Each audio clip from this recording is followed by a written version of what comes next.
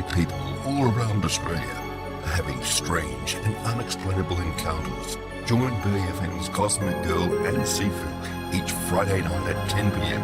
as they explore the fascinating world of paranormal and tales of strange encounters.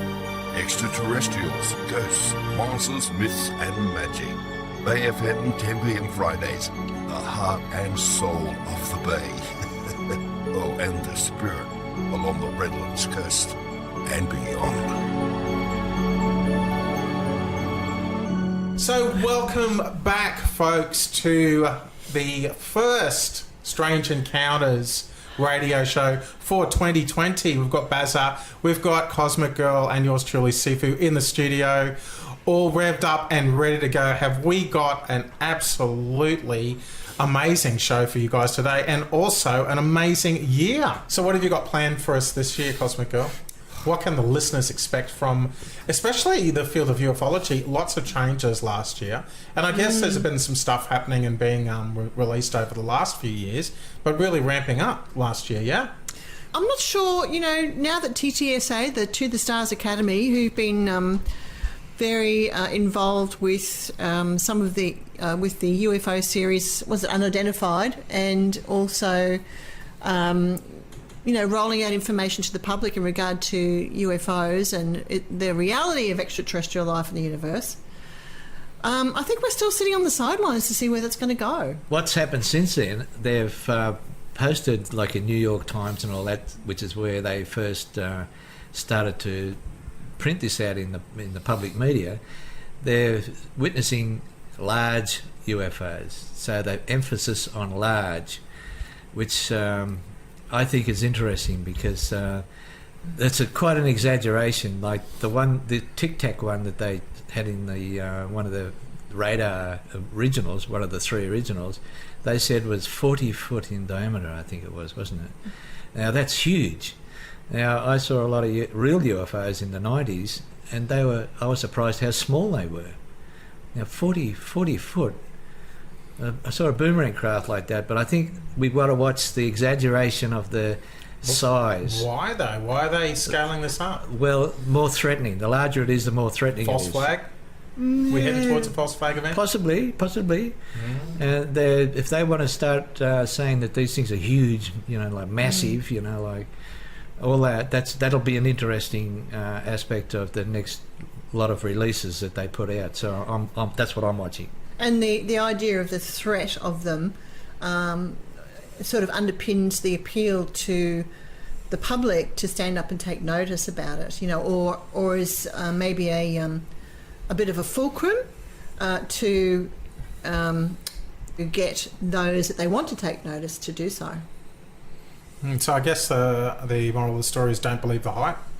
It's really the time to be measured and I guess look very closely at what's been released and look for some corroboration and ask why, not just what, but why, and really address the timing as well. So we've got some interesting times ahead. We do.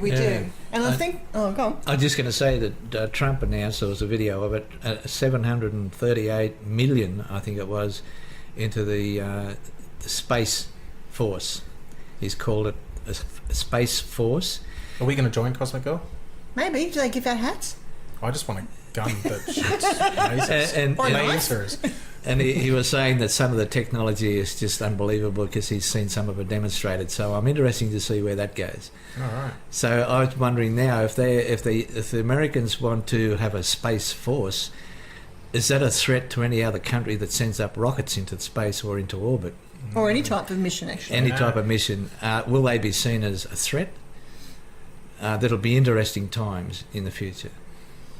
So human beings aren't well known for playing well together on the planet in a terrestrial sense, and we're going to take this stuff into space. So yeah. Isn't that fun?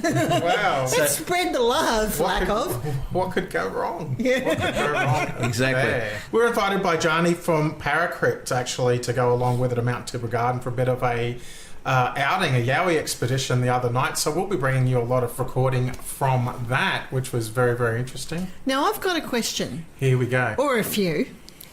We've had this terrible tragedy with the bushfires in Australia. Yes. Why are we not seeing yowies running down the street? Where do they go? Who knows? And what about the big cats? Weren't we seeing them running out of the flames? Or we've certainly seen a lot of animals, sadly, that have been killed by the bushfires. Has anyone found any yowies or big cats? Well, I guess, I mean, that's the whole million-dollar question in terms of, and the stories, I guess, and witness testimony over the years about actually encountering yowies that have been seriously injured or you know, bodies that in the bush, and then authorities sweeping in and removing them. Whether that's happening or not, who knows? But, I mean, talking to some of these guys that have been out there for, you know, what seems to be decades on the trail of these critters, they talk about the possibility of these things maybe being more than just flesh and blood, having an ability to cloak, or even some of them are actually alluding to a possibility that they might have the ability to travel interdimensionally or cross dimensions. So if that's the case, and your 3D environment is, you know, a light, then if you have the ability to do that, maybe you would just step through. I think that any creature which is smart enough to be so elusive for so long would, first thing you'd want to look for is a safe haven underground. Well, that's another thing too. Yeah, Subterranean stuff, yeah. So if anything did happen, like Australia is prone to bushfires throughout eternity, more or less. This one exceptionally bad, of course, but I think any predator, even the black cats or the wolfmen or any creatures that we know are out there, but we don't see them commonly, would seek an area where they have underground shelter, caves or overhang rocks, or somewhere which is a safe haven. And I think that's probably why we don't see any carcasses, because they're already taken shelter underground. Well, they've got to go somewhere where there's got to be a good oxygen supply, because those bushfires suck the oxygen right out of the air. So I don't know how or where or when they would do that. Yeah, but if you had a cave entrance on a rock face, well, there's not much to burn in a rock face. So I think, you know, with a deep cave and that, they'd be able to manage all right. Yeah, interesting question though. That's what Jani was saying the other night about, we don't even know how old these critters are. They could actually be several hundred years old. So this is probably stuff that they've seen or experienced before. Yeah. So they would have a go-to. Yeah. In times of crisis, they'd have a go-to place that they'd migrate to. And it's been alleged that they're migratory anyway. So who knows? There's all these different possibilities about where they could go. But subterranean, underground cave systems, look how massive. Yes. Some of the cave systems that we have in this country are just massive. Yeah, and most people don't know about them. That's right. Yeah. So, you know, anything, you could hide anything in there. Well, up around Canberra and Wee Jasper is all limestone area and lots of caves in limestone areas. So that could be one place where... And even the caves too, they really have their own reservoirs of water as well. You know, yes, some of them do, yeah. Water, you know, seeping down into those spots. So they've got water and they just drag the food in there. And they could, you know, hole up in there and wait it out. Yeah, pockets of good fresh air. Yeah, so, you know, who knows? Could be anything. But pretty good question. But we are going back to the bush, and it was a very interesting night out. I learnt quite a bit about yowie hunting, because I'm quite a novice in that space, but it was really nice to get out there into that area. So we experienced quite a bit. Saw a lot of timber structures, maybe a couple of nests, and some perhaps big cat prints as well. Cosmic Girl and Sifu, tonight on Bay FM. So Sifu here from Strange Encounters. I've got to say, guys, very exciting stuff. I'm out here with the lovely Jani from Paracrypt at her invitation. We're out at Mount Tibrogargan. It's the middle of the night. Beautiful evening, isn't it, Jani? It's absolutely gorgeous. And nice and warm. And it is. And we're out here trying to traverse our way. We're on a 4K walk. We're doing a bit of yowie hunting. Would that be correct? yeah, so in this area tonight particular, we've come out on an event with Australian Cryptozoology Tribe, the Sunshine Coast Yowie trackers. There's a couple of legends out here with us this evening, aren't there? Yeah, we've got some big names happening with us tonight. You want to drop a few, Jani? Come on. Oh, okay. So we've got Nigel. He's a long-time Yowie research hunter. We've got Ron Quinton. He runs the Yowie research, Sunshine Coast Yowie Research. We have Katie Austin from Australian Cryptozoology Tribe. We have Yourself? I'm just I don't here know. experiencing it. This is absolutely amazing here. And now, as soon as we got out of the public car park, Jani, you took us to a place very close, and there was... I've never seen so many structures in the bush in a short space. Neither have I. It is absolutely insane here at the moment. It is so active. What do you put it down to, you reckon? They pass through. It's timing, So do you reckon those critters are nomadic or semi-nomadic? Do you think they're transient, or do they have their own little patches?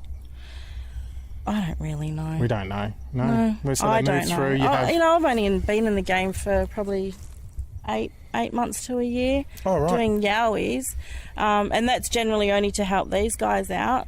But my thing's more the big cats and thylacines. So. Yeah. But I'm enjoying it. I love it. I absolutely love doing this. And when you come to places like this that are currently active, it's insane. I love it. Guys, you should see how excited she is. The look on her face at the moment. And we've got all these sounds of the bush. The bush is actually coming alive here. But how would you describe the structures, Jani, for our listeners? They've got like that 3-point apex sort of like dome structure. Yeah, we've come across a couple of them. Actually, Katie's the one that she'd be one to interview as well, and so with Ron. Those ones are... I personally think that they are like little den type structures for them. Yep. The one that we just captured up there with the little hidey holes. Yeah, that was interesting. I've never seen anything like that. Well, I used to try and make stuff like that when I was a kid, but I was never that good. No. When I was out in the bush. No, you've got to be a bush kid to, to know that. And you were talking too, Jani, and I've never heard of this before, just in terms of the fashioning of glyphs out of the sticks. Now, I haven't heard of that before, but obviously I'm quite the novice in the cryptid space as well. Yeah. Do you want to talk to us a little bit more about that? Well, we think... so I've actually spotted 8 yowies now in the space of a year and a half, nearly 2 years. Actually about a year and a half now. What up Sunshine Coastway? My first yowie I ever seen was crawling up a tree in Tasmania. Oh, wow. And then... I don't know if you can hear that on the microphone. Oh, they'll pick up everything. Yeah, guys, you hear the bush is actually coming alive around us here. It's quite... I think that might be a microbat, actually. Oh, right. Yeah. My 2... I seen one on the side of the road very early in the morning, driving up. That was at the back of... Not Mackay. Oh, so that's more Central Queensland? No, Central Coast. Central Coast, yeah. And then I've seen a white one out at Mount Warning. A white one? Yeah, had a big V stripe in the back of on its back. Caught it up in a ghost gum tree, and it was hanging on the branch. And then we took a walk back, come back. I thought I'm just going to check it out again, and it was halfway down the trunk. So and this is at Mount Warning. Mount Warning, yeah. Wow. Okay. Well, this is on the Paracrypt event we did at the beginning of the year. Okay. Last year, right. and. What else are we? I've seen heaps. Well, yeah, Sugarloaf Mountain. I caught. Yeah, the 2 that under the power lines. Under the power lines, I was just telling you about. So what I really dig about what you do and your little community is you combine quite a bit of paranormal phenomenon, don't you? So you like you were saying, you're more into, your the big cats is your thing, but now you're going into yowies, but you've also done a bit of ghost hunting. You're no novice in that space, are you? No, I don't really like doing venues and your typical stuff. Yep. My thing is coming out into the bush. Oh wow! So actually, in this particular spot, just back where we were walking down the hill. Yes. When I was standing up the top of the hill, I took a photo on my phone. I just took a photo, shot, general thing. And when I looked at the photo, when you see in the torchlight, all the trees had domed across, just like in an arch as they were covering the path. But when you looked in the photo, it actually looked like a doorway. Oh wow! In the picture. So you're looking at potentially energetic portal stuff. Yeah. We get down to the bottom, and because of that, I touch the ground. When I touch the ground, I look up and I see this hand reaching out for me. Oh right. As I look up, I then spot it was just an Aboriginal slaughter. Complete Aboriginal slaughter. They were just all reaching up like, I look up, there's one hand, I look up, there's another hand, and I'm thinking, wow, this is weird. By this stage, people have caught on that I'm sensing stuff. and start asking questions, and I am then just relaying what I'm looking at. At the end of that, Ron then had explained that was an area that he said not too many people knew about it, but it was an area that I'm getting bugs in my mouth from my torch. That they had brought all Aboriginal people in the pioneering days when they were rounding up and slaughtering them. Sad, yeah. And this was one of the spots. And so, what do you reckon? What do you reckon your connection is to Indigenous spirit then? I am a Fijian, Samoan, and a Maori. So, being Polynesian, I think it is just a natural. It's just natural senses. Natural connection, yeah. Yeah, wow. yeah. Oh, and a lot odd. of my things that I do they differ and they get weirder and weirder. Oh, that I sounds... can project days. I have been known to project days in advance and bring back data, and then go to those spots and not know where I'm going. But oh, right. Yeah, particular. Okay. I mediumship, all that sort of stuff. So I do love coming to bush because nobody does it. Yeah, that's true. That's true. And I love it too. I think it's fantastic. Yeah, and for me, it's, one, you're being out in the bushes, two, the excitement when you do get stuff.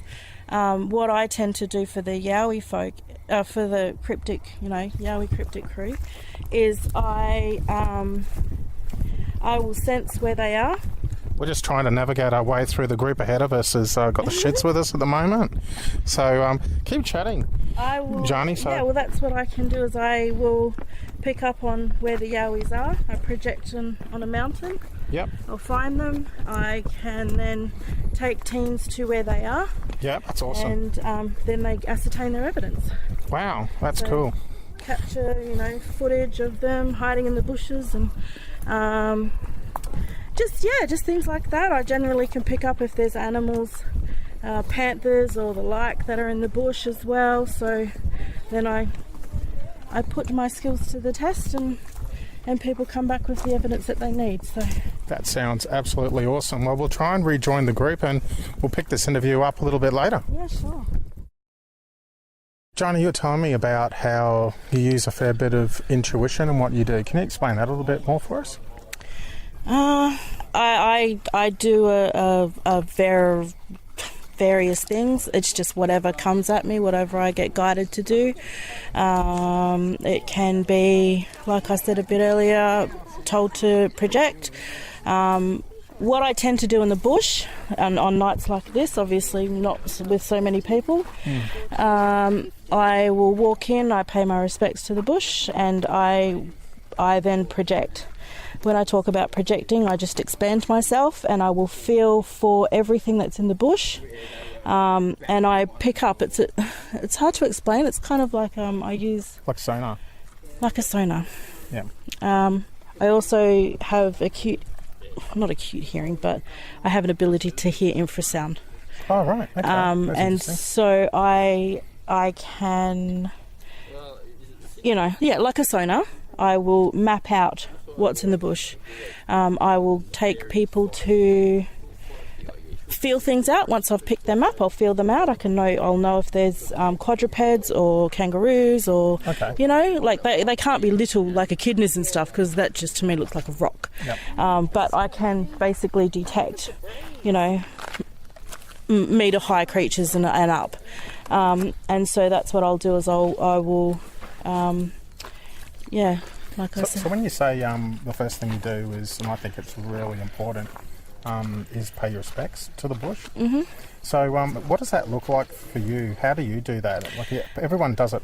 I know there are various Indigenous traditions and smoking ceremonies, etc. Yeah. What does that look like for you? For me, I've never been raised traditionally. Yep. I just do what I feel I need to do when I approach it. Every situation is different. It's kind of like, you're not going to go to the same bush, it's going to have the same trees. It's that kind of feeling. So for me, I can just walk into a bush and I will, I can exchange. I do an energy exchange with the bush. So just walk us through it in your head then. So it's like letting spirit know you're here. Yeah, I let spirit. And, I casting an intention, maybe. Yeah, exactly. Yep.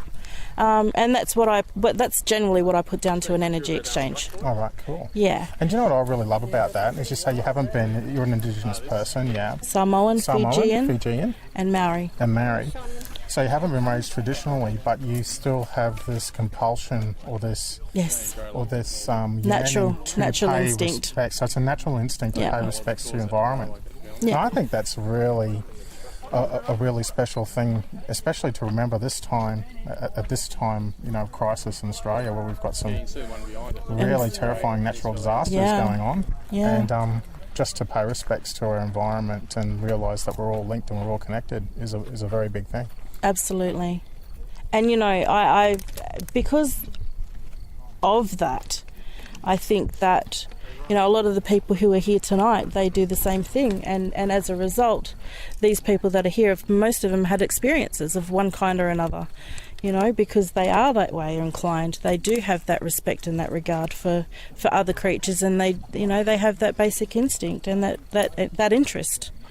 So these events are important. These meet and greets and stuff like that, is to connect people to be able to come into the bush and connect to the bush as well. Because it's that first step, isn't it? It's always very daunting, Jani, isn't it? Like people go, where do I start? I want to connect back with the earth. I want to connect back to the elements. And there's that, I guess, a barrier there. It's, I don't know where to start, what do I do? And sometimes it's just as simple as taking that first step and actually moving into that space. Yeah. And just switching off and feeling. Yep. And same as down there, straight away, grounding. Yeah, it's funny that. So we just had one of the participants here on tonight's little excursion just go to ground. Study what?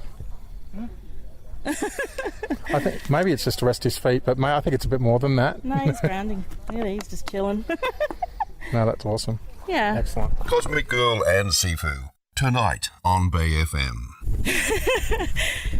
So Jani's found something. We've actually located a bit of billabong on our walk. It's actually quite picturesque if you could imagine it in the moonlight here. But lots of reed grass around it. Yeah, lots of reed grass. So what are we looking for here? This is the point when I will just come around. I'll walk around, find a track line. You always got to find your track line, stick to that. Animals will walk up. I look for fur, scats, footprints obviously. But I'll follow it around. I don't think that was a Yowie, just quietly, but anyway. Yeah, no, that was a Dallas. So follow it around. Sometimes track lines will lead into dens, or hunting holes, hunting spots, and then that generally you find, not generally, but sometimes you'll find their kill sites. Yeah. So to discard when they eat, we're talking Yowies here, guys, I guess. When they eat, do you find? Have you found evidence of bones or non-edibles piled up? I haven't personally. I can only speak for myself.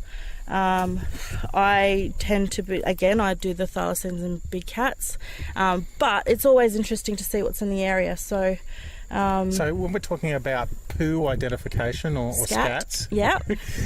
So I just had to throw the poo identification. Yeah. Is there like any safety protocols for handling that sort of shit? I mean, stuff.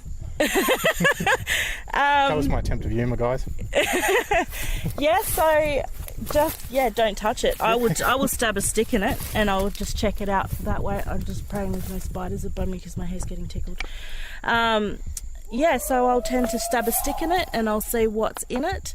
Generally, if it's, you can see if it's herbivore, carnivore, roo, wombat, fox, cat, blah, blah, blah. So you get to be a connoisseur of poo, don't you, when you're in the bush for a while and you're looking at all the different animals around, as you have, yeah?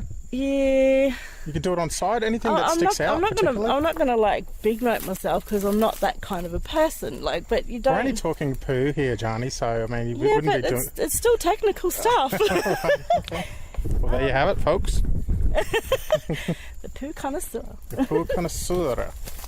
So yeah, like as I follow this around, generally we'll do a complete loop around the pond or the billabong or whatever wherever you are, a damn hole. So, like, we're doing this at night, so I guess in terms of cost-benefit here, like, you know, trying to traverse this track, and Strange Encounters fans, let me tell you, it's pretty challenging in low light.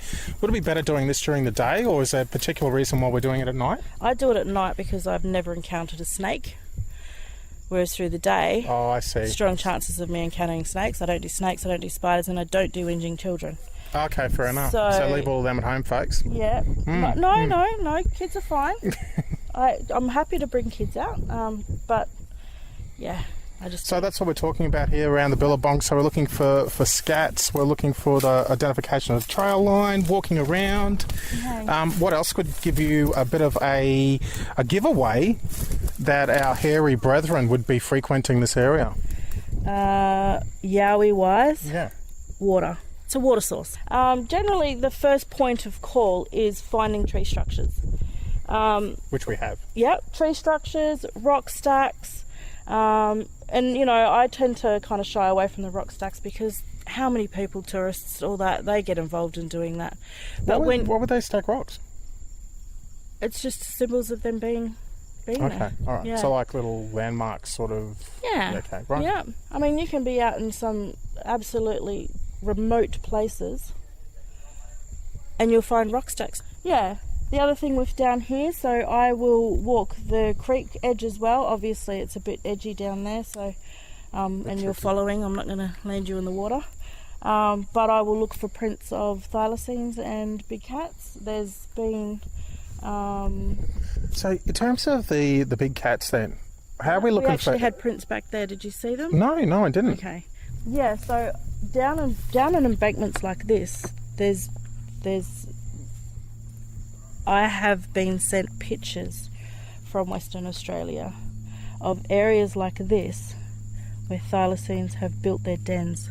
Oh, right. Yeah. So What's the den look like? just it's a dig out in the sand. Oh, okay, right. Yeah. But because nobody goes there, and they just seemingly put out a dig out under there, and they punt their babies, or they, yeah. So Okay, because you wouldn't I really have be a able to look see around. them from here, would you? and you look for prints. Yeah. The wet dirt, easiest to come up, easiest to cast. So for me, that's what I do here. To see this track line comes out, Yeah. that'll lead right. And I mean, look how dense it is. Yeah.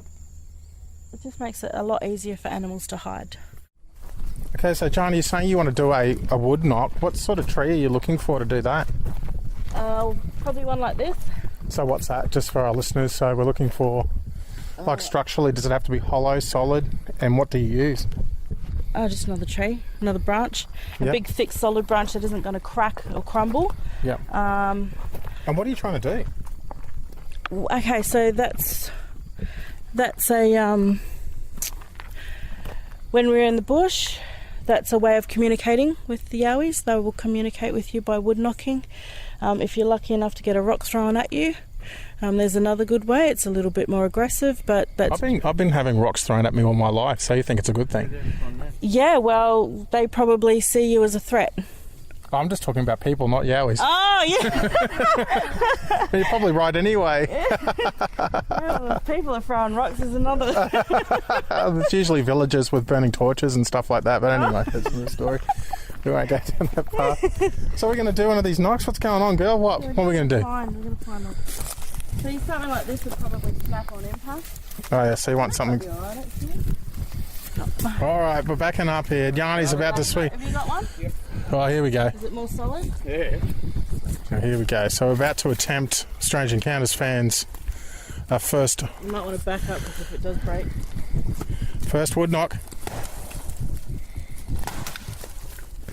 One. Fairly loud, it broke, but now we listen. Yeah.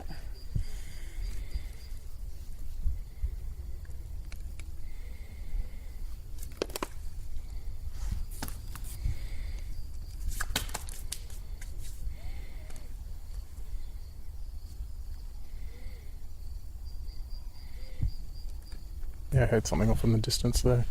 Oh, there's a wood knock. So I guess I've got another question. So what? Why are we doing this? What's the whole point? To what end? Well, for a lot of them, it's just the enthusiastic event of seeing one. Bit of an adventure, yeah. Yeah. For me, mine's, the big cats in thylacine. They're here. Thousands of people have spotted them. Conservation's needed for them. Okay, And so that's your driver is conservation. Absolutely. Absolutely. How well do you reckon we'd be able to manage that if we did find them? The government shuts everything down, as you know. Yeah. They're a very big part of that. Didn't happen and you're crazy. And again, thylacine people have had 7,000 sightings and how long? And you've got all the Yowie enthusiasts, you've got Aboriginal stories, you've got everything in history tells you that they're here, that they're existing. But what if there's a good reason why they shouldn't be found, especially our hairy friends? Shouldn't we be respecting their privacy, maybe? Well, I always ask that question because I just think it's fascinating when you think of it. Okay, they're here. They're obviously like hide-and-seek champions of the world. So they will there's a expose reason. themselves to those that they want to. Yep. And if you're going to go, and I tell people all the time, if you're going to go in with a weapon, they're not going to show themselves. Nothing's going to show themselves. They've come from how long do these things last? How old are they, really? And so, there's been talk of them being hundreds of years old. I don't know. That's very interesting, Jani, that you said that, if you come with a weapon, because I've always wondered that as well. Like, if you're right-minded and you come out into the bush, with the right intentions. Exactly. Yeah. And you've spoken the magic word. When you have an intention, and that intention of, and even an ego or if you go in with anything that is going to be against any kind of respectful or regarding nature within yourself to something else or someone else, you're not going to get anything. You won't. You can't. And if they are going to show themselves, you're in trouble, Yeah. Otherwise, if they're as curious of us as what we are of them. And they'll come into people's houses. There's so many stories out there of Yowies and their behaviours. And for us, we come out into their home and we'll investigate and we research, and some have shown themselves to us and some don't. We've caught it on video. We've caught all sorts of things on video. Yeah. We don't have to share everything. We'll pop it in a documentary in due time and share our experiences that way. But it's, I don't know. It baffles me why people will go in hunting for things. Fair enough, pigs and kangaroos, if they're on the culling list. But nature just needs to look after nature, and we're out here doing all sorts of crazy things as humans and killing it off. And speaking of crazy things, what crazy things could we expect from Paracrypt this year? Oh. Anything you'd like to share with the public at this stage? Everyone's keeping their cards really close to their chest, aren't they, this time of year? I've been speaking to a few people in the paranormal community and they've got some big things planned, but not many people are letting the cats out of the bag. Yeah, I don't really... Or the big cats out of the bag. Pardon the pardon. Yeah, look, the paranormal community is a unique breed of their own. It's very polite. As we all are. But I guess Paracrypts, we do events. I've got a couple of overseas trips that I'm taking. Oh wow. I have Glenn, who runs my page. He's amazing. Love his work, and we have a few themes that we will be running throughout the year, just to try and educate people on a few things that we've discovered in our time. Yeah. And just that's our thing, really. We just pop stuff on the page, and Glenn's great. He finds all sorts of cool stuff, so we just sort of bounce off that, and we'll have our theme months, have I've got to take these trips. I'm actually studying 2 courses at this year, so I'm not... What are you studying? Wildlife management, so it's to do with safari animals and hence the big cats. Yep. And zoology. Oh wow, that's awesome. Yeah, very heavy. Very demanding. I bet it is. Well, Thanks for inviting Gul and I out tonight to Thank you very much. Yeah, to this area. It's absolutely amazing. It's been wonderful Gargan's meeting you. just, I've been busting to meet you. Yeah, we'll have to actually do something again where we've got, like a more sort of Less. controlled environment. Really get into it. Absolutely. I could tell you some other stories and share some information with you. Yeah. Well, Which would be very we've got a interesting. couple of spots up here that we like to do. This is one of them. It's amazing what we saw tonight already. The place where we normally go is one of my favourite spots up here, and that one is it's got the train tunnel. So Glenn goes in and he does a lot of paranormal work through the tunnel. That's how I actually met them all, was because he picked up a thylacine barking in the background. They didn't even know. Oh, wow. They just heard, they got some noises and wanted me to confirm the noises, and I heard the thylacine in the background. I just dropped everything I was doing and I was up here. As you would. Yeah, so It's great how the community can work together like that, hey? Because you just don't know what you have, and someone else picks something up and goes, "Oh wow, that's gold," and you can't split the communities. No. Not in paranormal, not in, and everyone's talking about you can't unite. Well, you can unite if you're just respectful and humble to each other. The people are going to be unique in their own ways. That's it. Simple as that. Just accept it. And so, if you're going to split communities, there's a few people in the cryptic communities who, like to be top dog and know it all, and you've been there longer, so educate the others. It's not hard. It's really not hard. And share. None of us would be here tonight if Ron didn't share. But he loves it. He loves to give back to the bush, and he loves to give back to the people. And so people get to experience this sort of stuff. And that's where it's important. Yeah, amazing. I mean, no truer word said, really. I mean, and that's just, not just in the cryptid community, but, the broader paranormal community as well. Ufology's got the same sort of issues. So every community has it. Every community has it. And if people just let people live, half the world would be a better place. All right, well, thank you very much for your time. This has just been absolutely amazing. It's been good just to be out here in the bush and ground, earth, connect. Yeah. It's Exchange. amazing. I feel so relaxed. It's that exchange. And when you have that, when you can do that and you can exchange, that nature gives back. People just shut off to it. But nature will give back. And, tomorrow you're just going to... Some people will go with a hangover, but then they'll have a great... week, and then other people will just go back and be like buzzing. Yeah, it's like a bit of a hit, isn't it? It is. It's just An energetic nature. fix. Yep. Yeah. And we don't do it enough, especially our kids these days don't do it enough, do they? Yeah. Well, I'm always in the bush. I have to be in the bush. It's like my zen place. I can see why. Yeah. And places like active places just brings me to life. Like you said earlier, you're like, you gotta see her. She's just yeah, it's great. Because it's good to see. Because and that's it. Like we do. We all need that exchange. We were born to be in the bush, and then they built cities. That's right, and smartphones. Back with more strange happenings and paranormal activity and tales on Bay FM. So, Sifu from Strange Encounters Down Under, I have the Indiana Jones of the paranormal community himself, Mr. Liam Baker from the Haunts of Brisbane. How are you, sir? I am very good, and yourself?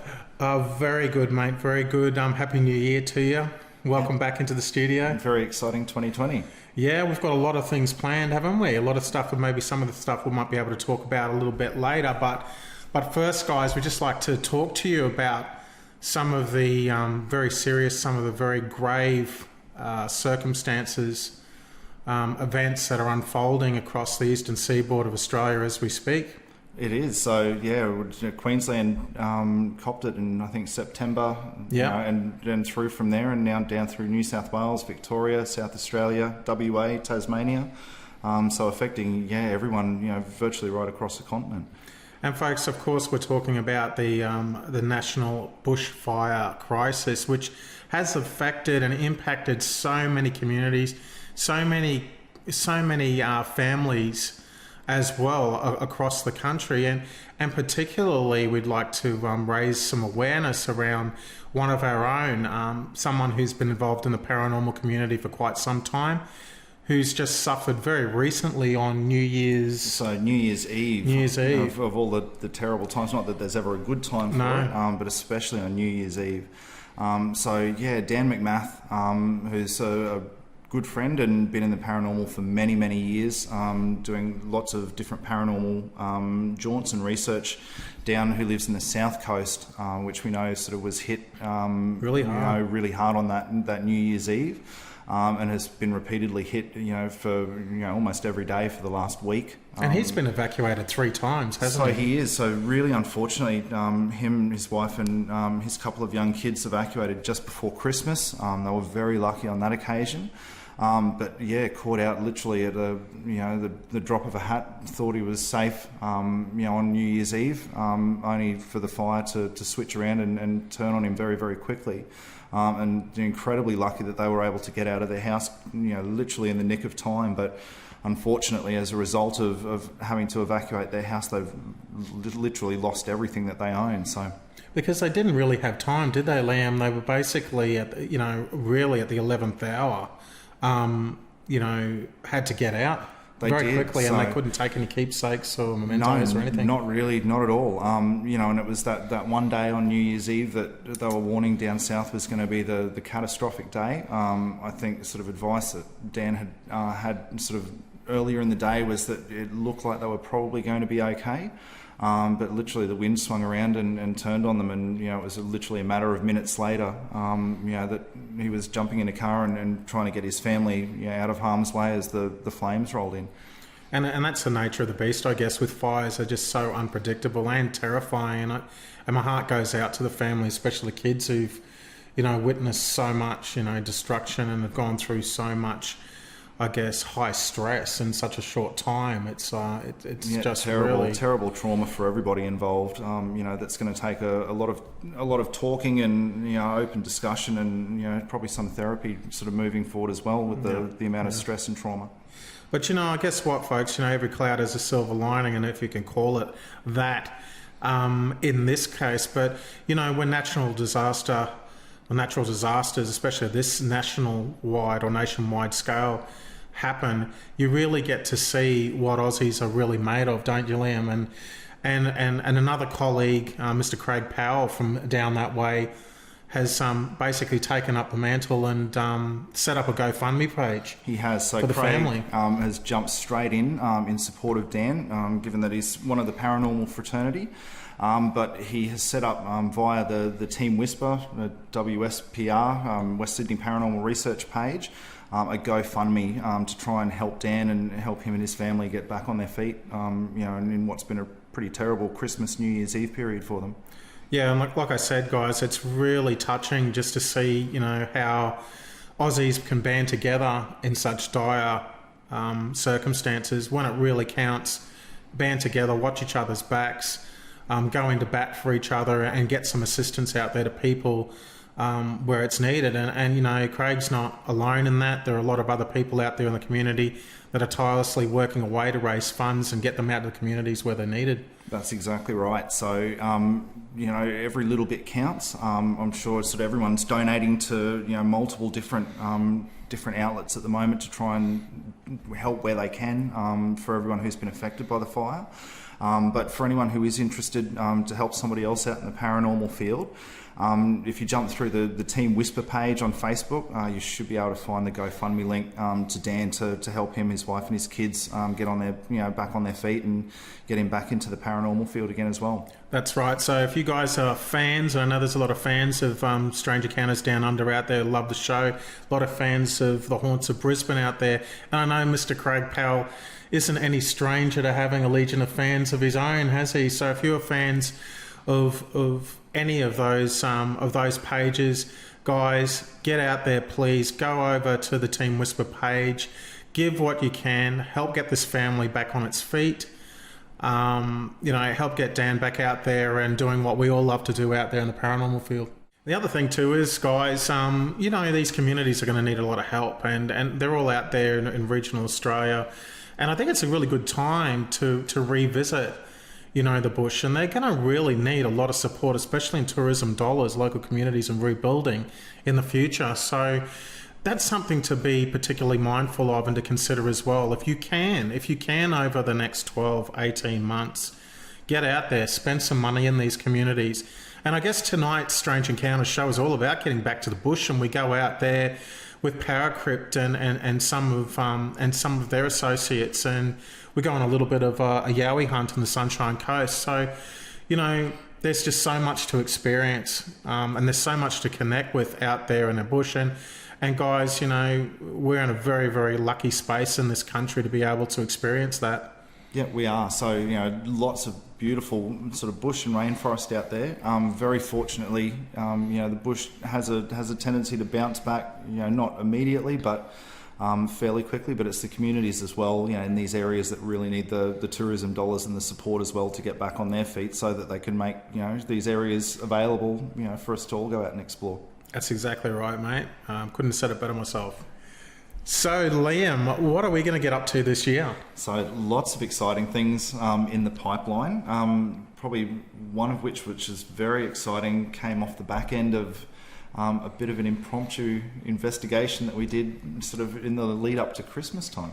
Well, we're supposed to deliver to the punters a bit of a ghost tale, a poltergeist tale, on the 23rd of December, but this is what happens in paranormal investigation. Sometimes you go, you know, out there with a particular goal in mind and you know, a particular thing that you want to achieve, and you get derailed. Like spirit comes along and drops some stuff in your lap, and you've got to go, well, this is what happened with Liam and I. We sort of looked at each other and went, oh, what do we do? Do we continue on and do our live, or do we go on this investigation and see what turns up? And we sort of looked at each other and said, oh, look, you know, we've got to stay true to what we jumped into this biz for in the first place and just go with the flow and chase these leads down. And what did it lead to? So it was, yeah, quite amazing. What had started as a ghost story and a sort of a bit of a Christmas-linked ghost story became multiple ghost stories across multiple sites.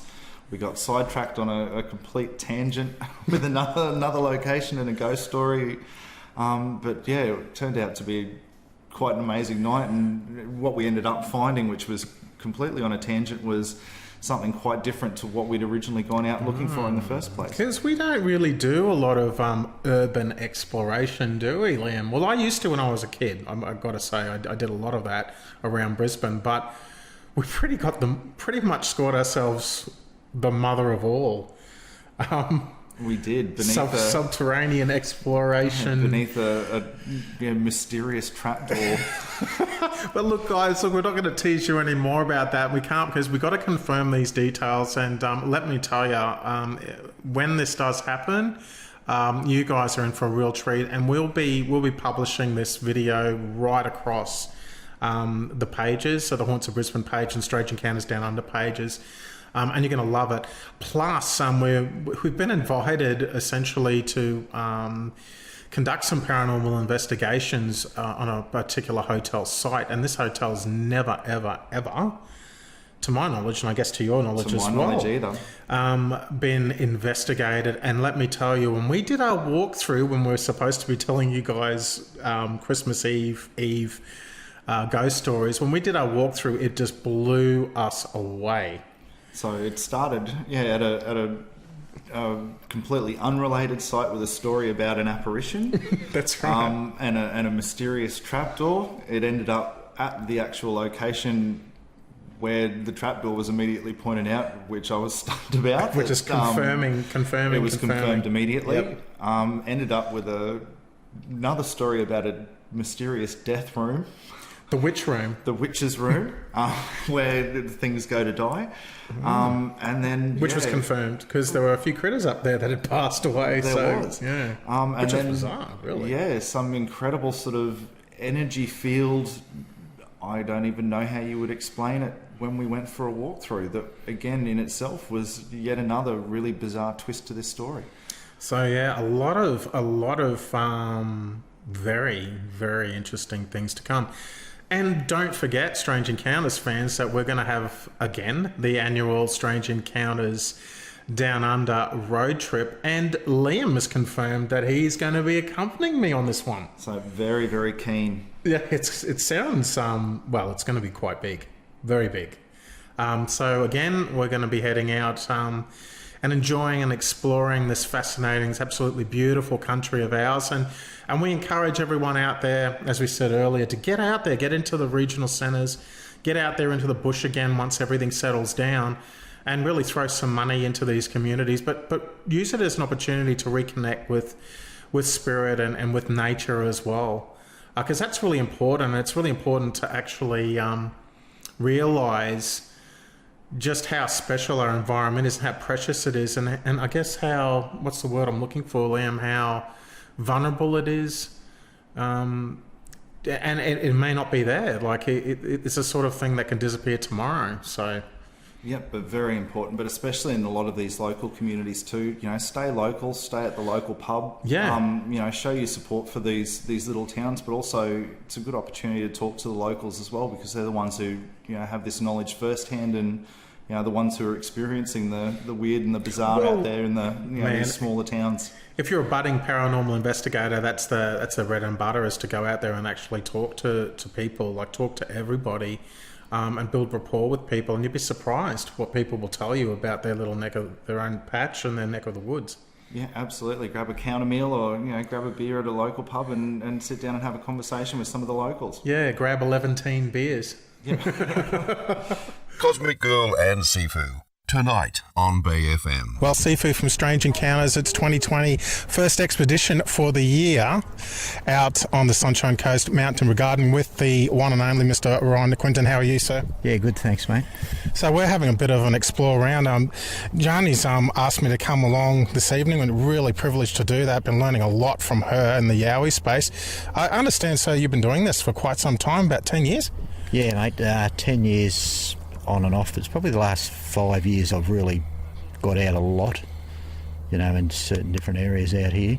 Yeah. Well, just like being out here just for such a short time, a few hours this evening, you can tell straight away it's quite a special spot, isn't it? It is, certainly is. There's a lot of tree structures and tree breaks and that, and tracks off into the bush, which is, you know, towards tree breaks and that, so, you know, kangaroos aren't going to go running through there snapping trees. And they're big. I couldn't believe, like, I've seen a lot of stuff online with these structures and with the trees being pushed over and the scratches and all that sort of deal. Even some of the nest type structures, but I mean the scale. I was just blown away. This is the scale. This is probably one of the best spots for structures around this area. Yeah. Yeah. So what do you think that is? What do you think these critters are drawn to this area, Ron? Well, that's a hard one, really. I can't really answer that, because if you notice, there's quite a lack of wildlife. Yeah. There is the odd water hole. I've spoken with previous researchers, and they say you find water, you'll find them. Okay, and the way the drought is now, my personal opinion, I think these things are getting drawn closer to civilization, like other animals are. Yeah. Like you see the pics on social media with the koalas coming up and taking sips of water out of the drink bottles of cyclists. I mean, why would it be any different? Well, I've got a friend who rang me the other night, and he said he's got a property out at Belthorpe which backs onto the Belthorpe National Park. Yeah. And he's got 2 dams down the back, and behind the second dam he's found small piles of tree breaks, like snap trees, all bunched up in piles, 2 lots. And he said, like, it's not a human, because where he backs onto, nobody can get in there. And he's also had other strange stuff go on there. He's got guard dogs there. They go off in the middle of the night, and he's found his hose, which has been clipped onto the back of the house to the tap, unhooked and dragged all the way down to the front of the property near the front fence, which is a good 300 metres. Wow. That's happened probably 4 or 5 times in the last couple of months. Yeah, and whatever it is, it's going past the guard dogs. Yeah, it'd be scary, like we're scaring the hell out of them. We're agitating them at the very least. And he's got cows up the back there, and they're going off at all hours of the night as well. I was just saying to Jani before about the bushfires all up and down, the east coast of Australia at the moment. It's quite a tragic time. There's actually some people in the paranormal community that have lost houses recently, which we'll be talking about, which we have talked about on the show earlier. But I guess I've been hearing some stuff and reading some stuff about the lack of reported Yowie migration that you would usually get with fire activity. Can you confirm that at all? Mate, I think they're a transient creature. Like these things are never in the one spot all the time. Right. Very rarely there's only one instance I've had where there's an area we go out to Mount Me, and probably we've had a word of a lie, over 30 times we've been out there, and we've probably had action 25 times. Really? When you say action, what sort of things, like actual lies on? Rocks hurled at us, growling, stalking. Wow. Yeah. And we've actually seen two of them out there. I saw one in the afternoon snap a tree branch, probably as thick as your arm, and I just saw the girth of it move across the top of the ridge. Wow. And the second time there was three of us out walking down this track, would have been about 10 o'clock at night, and the guy in front had the video, and I had the lady in the middle with the audio, and I was at the back. And next thing, two massive rocks, I'm talking probably bowling ball size, dropped about 6 foot into the bush beside him. He turns to look, and me and the lady were still looking ahead, and about 20 feet in front of us, this thing come across the track. It would have been about 8 foot high, and the girth on it, mate, was phenomenal. Wow. And like, both of us saw it, and like, we couldn't believe what we were looking at. And it was light grey, and it didn't walk, it floated across the track. Really? Yeah. And where it went into the bush was that thick, we should have heard it, didn't hear it. And that was only about 20 feet in front of us. Wow. Yeah, that was quite phenomenal. Yeah. So what brings you back to this spot time and time again? I mean, this is probably about the fourth time I've been out here. I've brought Jani and Katie out here and one night, and Jani's loving it. She's only been in the Yowie space for about 8 or 9 months, she tells me, but she's loving it. Yeah. Learning from a couple of the old pros. We've got to get you out to Mount Me, Jani. And I tell you, when it's on out there, mate, it's on big time. The first night that I came out was the night that I explained we saw the door. Remember the door in the photo? Yeah, that was out at Delasha. We've taken photos tonight. Here, we took photos tonight. Nothing's the same. No. Excuse me, I've got a blocked nose. And then that was the night I touched the ground, and the Aboriginal sacred sacrifice had opened up, and then you explained what had happened. Yeah, it's a lot of history up here. It's very special, isn't it? Even energetically, you've got these, I guess these massive stone, structures which are just seem to be overlooking everything, and the extinct volcanoes, and it's just that the energy here is just very ancient. It's there's a lot of gravity here. Yeah. So it's no wonder that these sorts of critters, especially if they're intuitive, which is some people have led to believe. And there's so many corridors where these things can move around. That's right. And we wouldn't even know. There's been a lot of people talk of cloaking too, where they've looked in the one spot and then all of a sudden this thing appears from out of nowhere. Is that sort of trans-dimensional maybe theory, or are you just talking about On a cloaking? molecular level, they just appear, they disappear, they appear, and and there's a lot of talk on the street of community street, so to speak. How true is that? Well, he's one to talk. He's had an experience of that exact kind. Yeah, we've had them stalking us. Yeah. Always just back, probably 10 to 15 yards back on either side, and I'm talking not far in the bush, and we'll shine 2 and 3 torches in there. Won't see a thing. But it's That's there. quite interesting. You know it's there. But if you've got a camera filming, the camera will pick it up. Okay. And that's how again, that's how a lot of people have been able to pick stuff up. I can feel them, I can sense them, but no one can see them. Yeah. Glenn will walk off into the bush, try and capture them, better get closer to them, rattle them a little, make them move. Nothing bolts them, nothing jolts them at all. But then you catch them on camera. They're or they'll so just disappear. stealth. They really are. Like, How can something to that magnitude not be seen? yeah. You know, I think it's a case of if they want to be seen, they'll show you. You know what I mean? Like, Goes into that intention. Hey? yeah. Yeah, it seems to be a theme that keeps coming up. Jani as well. We talk about intention all the time, you know. And we've gone down a certain track of an afternoon, and we'll stop 50 yards in. We'll just get the what would I say, like a sense of doom. Don't go any further.